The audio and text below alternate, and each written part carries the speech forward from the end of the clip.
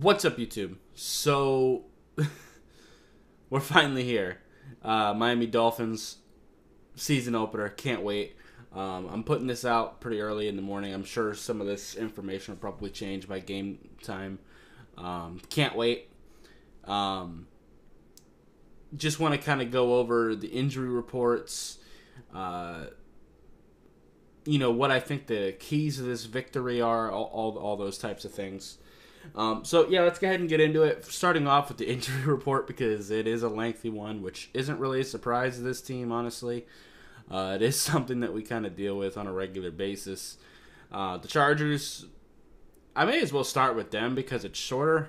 They're missing Dalen Henley and Chris Rumpf, two linebackers.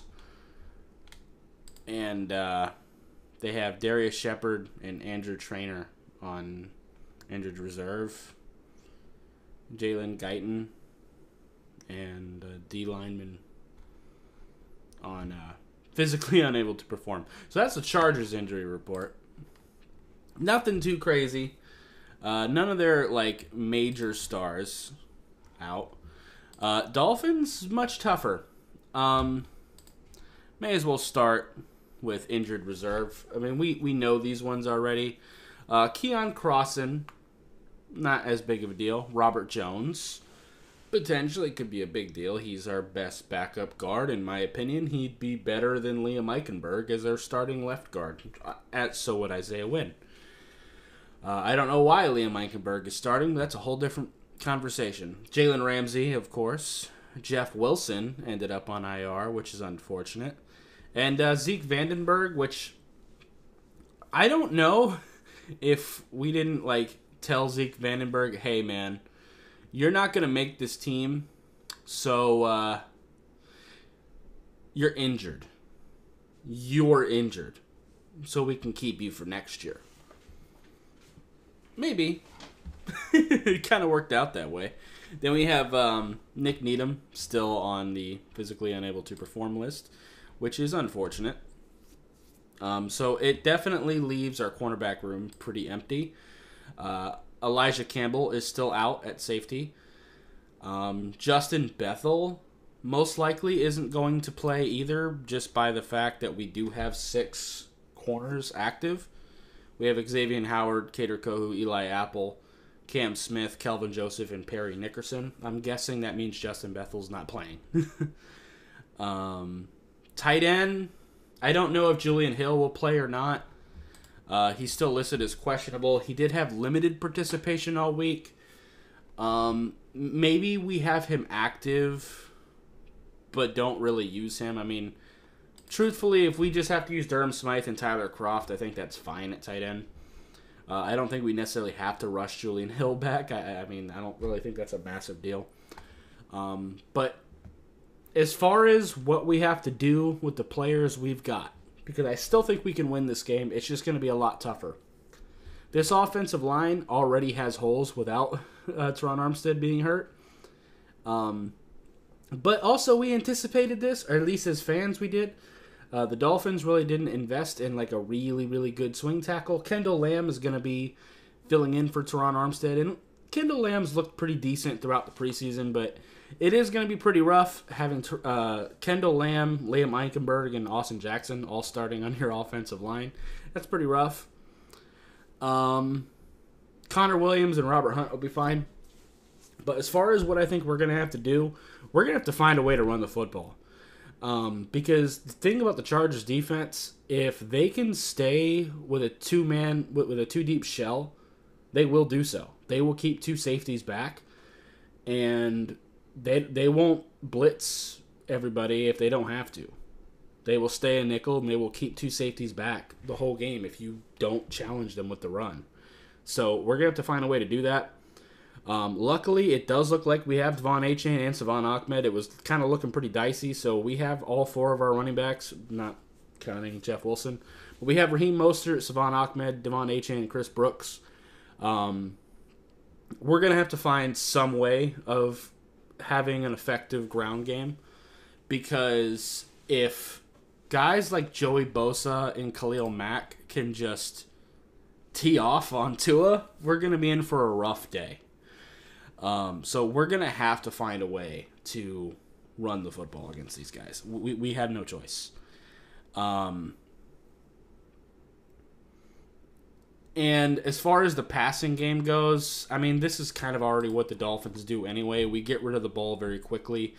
We get the ball in the hands of our playmakers. We use misdirection and stuff like that to kind of help Tua out. So, I mean, Tua's going to get rid of the ball quickly. That's something he got very good at last year, pretty much by necessity. And we have so much speed. I think he'll be fine in that department. But it is going to have to be a point of emphasis. And if we can, like I said, if we can find a way to run the football, we can use a lot of play action and misdirection in that regard to buy Tua a little bit of time. So really for me, finding a way to run the football, at least as far as our offense goes, I think that's going to be a big thing. And also, I want to see us kind of get our receivers involved in the run game a little bit. Do some end arounds and shit like that, just to kind of take away some of the aggression that the Chargers could use with their pass rushers. So that's something I do want to see. And as far as our defense goes, we need to get pass rush our damn selves, and we need to keep Austin Eckler in check. I don't know how we're going to keep him in check as far as the passing game goes, because he is a deadly receiving threat as well. But we do have to try to limit him on the ground as much as possible to try to make the Chargers as one-dimensional as possible, even though their passing game is deadly enough to kill you on its own. This is a good team. We are two good teams matching up against each other. So, I mean, that's what we're going to be facing pretty much all year. The AFC is stacked. So, I mean, it is what it is. Kind of a tough matchup as far as their receivers to our corners, just because of depth. Xavier Howard versus Keenan Allen should be fine. I'm not really too worried about that. I mean, Keenan Allen will probably win a few, but I think we'll be okay. But past that, it might get a little bit dicier. When Keenan Allen goes into the slot, Kader Kohou should probably be able to take him. But as far as the other boundary corner, whether it be Cam Smith or Eli Apple trying to cover Mike Williams, that's going to be a little bit dicey. I don't really know how that's going to work super well. I mean, I don't think we're going to do quite as much man as we did last year. We're going to be mixing in some zone, which I think will help. So, I mean, it is what it is. We did bring Cameron Good up from our practice squad, which is a positive in my eyes. It gives us another option as a pass rusher. So our edge rushers, if you want to count Emmanuel Ogbah, because he's kind of a D-line and kind of an edge rusher, he's kind of a hybrid for us. So we have Emmanuel Ogbah, Jalen Phillips, Andrew Van Ginkel, Cameron Good, and Bradley Chubb. Not necessarily in that order of importance, just kind of a list. But yeah, we're going to have to try to contain the run, and we're going to have to really put a lot of pressure on Justin Herbert. Because that's going to be, like I said, Mike Williams is going to be a tough matchup for us. He really is. He's just a big-ass dude. And and Cam Smith and Eli Apple aren't necessarily. So we'll see. We'll see how that goes. But I do definitely think we have a shot at this. Like I said, if we can run the football, that's going to help us a lot. And if we run the football, that also allows us to bleed the clock a little bit and keep Justin Herbert off the field, which would help. So, yeah. And I also really want to get Alec Ingold involved as well. And another thing, one of the benefits I think the Dolphins have is that most of our starters have played at least a little bit of preseason, so we've kind of gotten some of that rust off. Justin Herbert hasn't played a snap, which I don't necessarily think is a problem, but they do have a new offensive coordinator in Kellen Moore, and Kellen Moore is prone to making bad decisions. If you go watch everything going on in Dallas last year, he is prone to making some rough decisions at times. He can be a very smart offensive coordinator. He really can. But he also makes some weird decisions sometimes. So we'll see how that goes. Justin Herbert hasn't, played with him actually in his helmet in a real game. So there could be some issues there. And, of course, we do have a new defensive coordinator in Vic Fangio. But our starting defense has played together before, pretty much. Not very long, but still. So, I mean, that could play a factor as well for us.